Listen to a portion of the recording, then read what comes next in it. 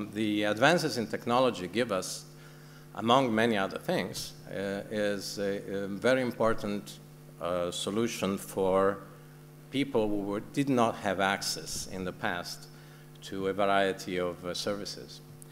But the question is, by bringing those services to a much broader audience, what are the effects on the quality of the services that we are getting? Let's see how this works. It does. If you look, for instance, at the higher education, you will see that the increase in the number of people acquiring higher education is not proportional to the increase in the total population of the world, which is a good thing. And we see that governments invest a lot of money now on education. If you look at this slide from the OECD, you will see that with the exception of India, I guess, all countries increased their investment in education, and that is also seen when you look at the rate, pupil-teacher ratio. You will see that the ratio decreases, meaning that we have more teachers for pupil, which obviously is a good thing. So the question is, this slide that you cannot see, but I have enlarged here, is the PISA results, and they show that if you look at the average 3-year trend, the trend is negative. So we are investing more money, countries are investing more money, and we are getting less education. The reason apparently is because when you want to give education to everybody, you have to lower the quality of the service, the quality of the education, so that nobody gets left behind, which is a very noble idea, that nobody gets left behind, but since not everybody is equal, if you want to give equal education to everybody, the level of education has to be lower. One example that we see is the study of Latin. People as old as I am know that in the past, in many European countries, Latin was a compulsory language. I hated it when I had to study Latin, and it took me many, many years to understand how important that is.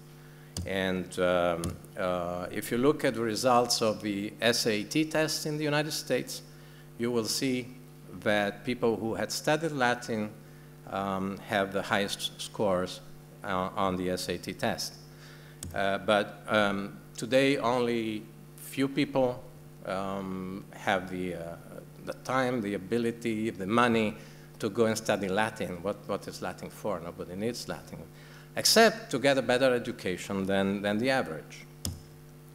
And the same situation is something that we see with healthcare. The advances in healthcare are amazing. Obviously, we can do now, because of the technology that maybe many of the people sitting here have helped develop. We have solutions for illnesses that were not curable just a few years ago.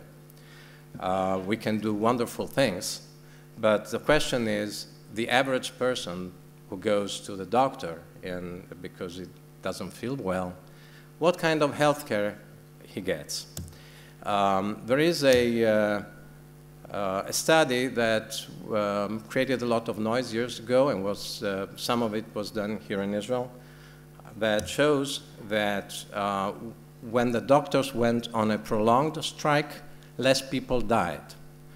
And when the strike ended, more people started to die. And we forgot about it because we don't like to think about it, but that's a fact.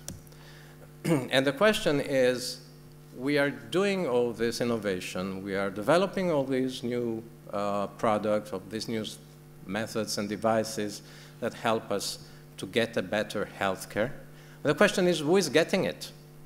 And the answer is only the people who know that these solutions exist, that they are out there, and they can go and demand them from their doctors.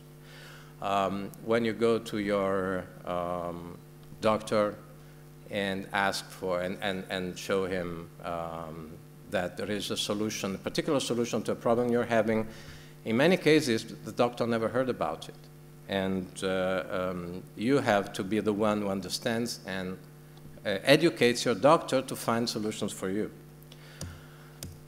And this is something that is happening in many areas, and also in the area that I am more interested in, which is patents, in patent law.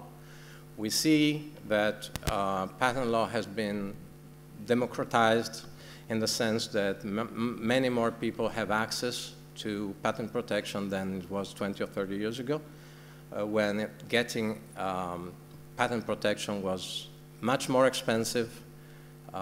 It required a lot of infrastructures, so that only large and wealthy operations and companies had access to that. Nowadays, it's much easier. But if we look, and the result, if we look at the data, for instance, between 1980 and 2015, in the US, you see a great increase. In the EPO, European patents have increased tenfold since 1980, which is substantial. But the staff of the European Patent Office has only increased from more than 1,000 in 1980 to about a little less than 7,000 today. Now, if we look at the trends in patenting, this little on the right, when you see the about 34% of patent applications are filed by independent inventors, small and medium-sized businesses and universities. That was not the case many years ago. So that's a good thing because we can get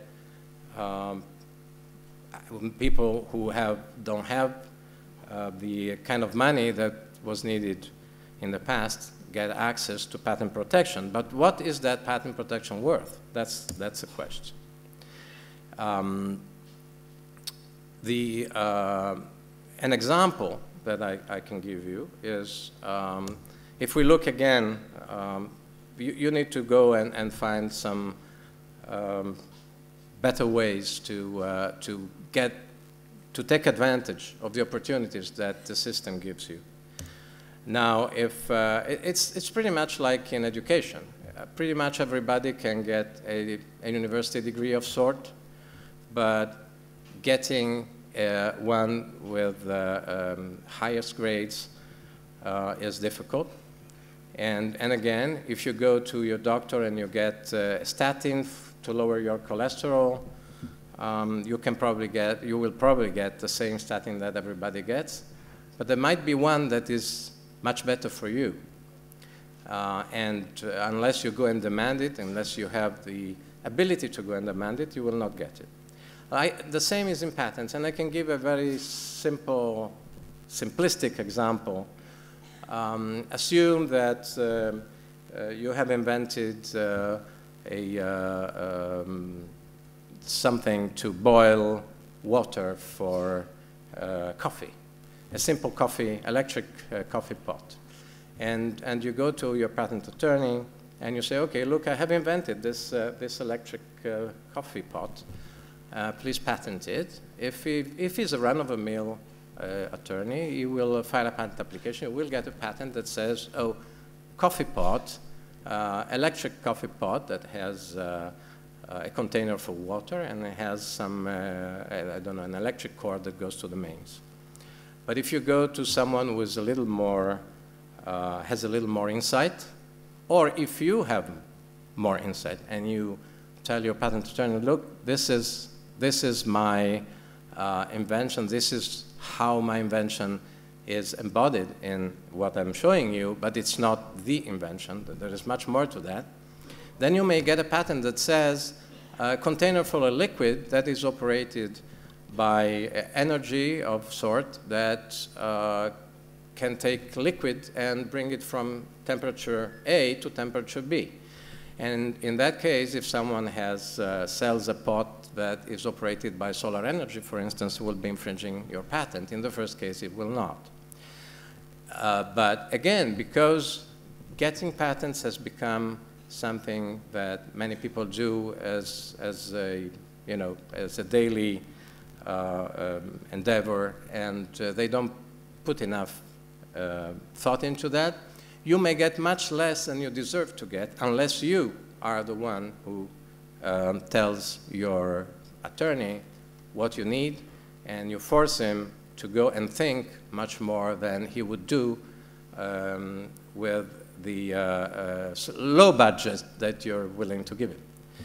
So just to conclude my remarks, the innovation and the technology that we bring, it brings some kind of average level to many fields, but those fields can give us much more if we know how to exploit what the innovation gets us. The next, I think, thing that we should try to think of is how we give, when we develop something, how we give ways to the people who will use our developments to exploit them to the highest level and not to be contented with some average outcome of what we can give them. Thank you.